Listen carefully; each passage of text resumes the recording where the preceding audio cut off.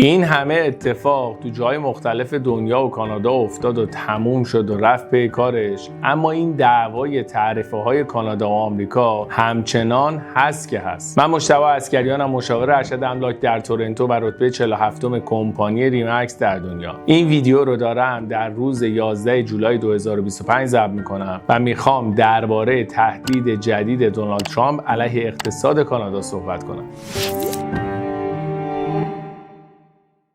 نمیدونم شما عزیزان کی دارید این ویدیو رو میبینید، اما هر وقتی هست حتما آپدیت هایی روی خبرها اومده و اتفاقات جدیدی افتاده. این خبرهایی که داره درباره تعرفه های جدید آقای ترامپ منتشر میشه میتونه هم روی بازار مسکن تاثیر بذاره و هم روی صادرات و حتی روی شغل خیلی از مردم کانادا. آقای ترامپ اعلام کرده که از اول آگوست 2025 میخواد یه تعرفه 35% رو روی تمام کالاهای وارداتی از کانادا اعمال کنه. تو نامه‌ای که برای نخست وزیر کانادا آقای مارک کارنی فرستاده نوشته اگر کانادا یا شرکت‌های کانادایی تصمیم بگیرن محصولاتشون رو داخل آمریکا تولید کنن، درست شنیدید، داخل آمریکا، دیگه خبری از تعرفه نیست.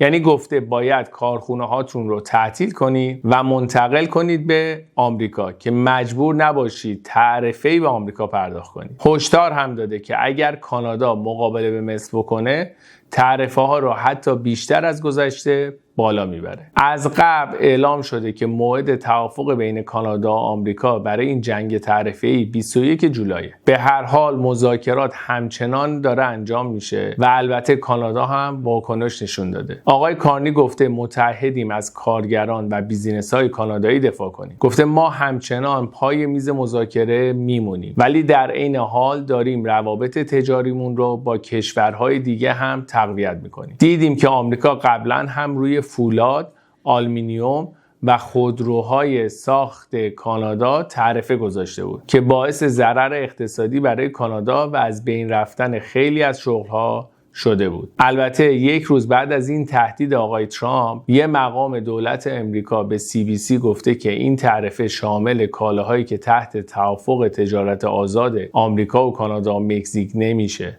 و فعلا فقط روی اونهایی اعمال میشه که الان تعرفه 25% دارن. پس یه محدودیتی روی اون گذاشته. اما بجز این تعرفه آقای ترامپ تهدید کرده که میخواد یه تعرفه 50% رو هم روی مس وارداتی از کانادا اعمال کنه. در سال 2023 کانادا حدود 9.3 میلیارد دلار صادرات مس و محصولات مسی داشته که بیشترش یعنی حدود 52% به امریکا صادر شده. از اون طرف دولت لیبرال کانادا هم درست قبل از اجرا تصمیم گرفت مالیات خدمات دیجیتال رو لغو کنه. مالیاتی که آقای ترامپ خواستار لغو اون شده بود و گفته بود اگه این مالیات حذف نشه مذاکرات تجاری با کانادا رو قطع میکنه. حالا با لغو اون شاید امیدی برای ادامه مذاکرات باشه. این یه خلاصه جمع و جور از اتفاقهای این چند هفته. اما بد نیست یه نگاهی هم بکنیم به مسئله تعرفه ها و بازار مسکن کانادا.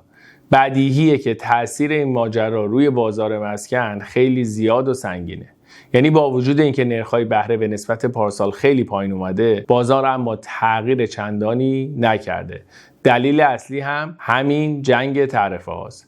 رویترز یه نظرسنجی در کانادا برگزار کرده که نشون میده احتمالاً قیمت مسکن در کانادا امسال حدود 2% کاهش پیدا میکنه و در سال 2026 هم رشد خاص و عجیب غریبی نخواهد داشت. البته 3 ماه اول سال پیش‌بینی‌ها همه مثبت بود، ولی حالا به خاطر جنگ تجاری و ترس از رکود اقتصادی چشم‌انداز بازار تیره شده. آمارها نشون میده میانگین قیمت‌ها امسال حدود 3% پایین اومده. بانک مرکزی کانادا هم با کاهش سریع نرخ بهره جلوی سقوط بیشتر رو گرفته. البته آمارهای ماه جون نشون میده فروش تو ماه گذشته مخصوصا بین خریدارهای بار اولی یه مقدار بالاتر رفته. تو نظرسنجی جدید پیش بینی شده که میانگین قیمت مسکن در تورنتو میتونه تا حدود 4% و در ونکوور حدود 2% دیگه کاهش پیدا کنه. با این حال انتظار میره تا اواخر سال 2025 بازار کم کم رو به بهبود بره.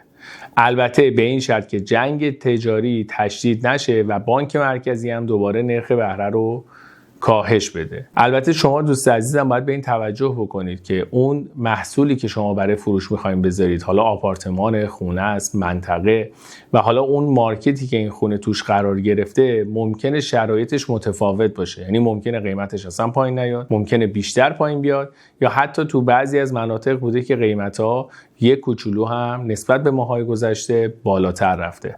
پس حتما باید اون مارکت رو به دقت رصد کرد و مطالعه کرد. اینها اصلی ترین نکاتی بود که لازم دیدم بهشون در کانالم اشاره کنم. موضوع تعرفه‌ها همچنان ادامه خواهد داشت و من باز هم در ویدیوهای بعدی که در کانالم منتشر میکنم درباره‌شون صحبت خواهم کرد. اگر شما هم درباره تاثیر این تعرفه‌ها نظری دارید یا گزارش و مطلبی به نظرتون میاد که جالبه، میتونید زیر همین ویدیو کامنت بذارید تا به سراغش بریم و باهاش بیشتر آشنا بشیم.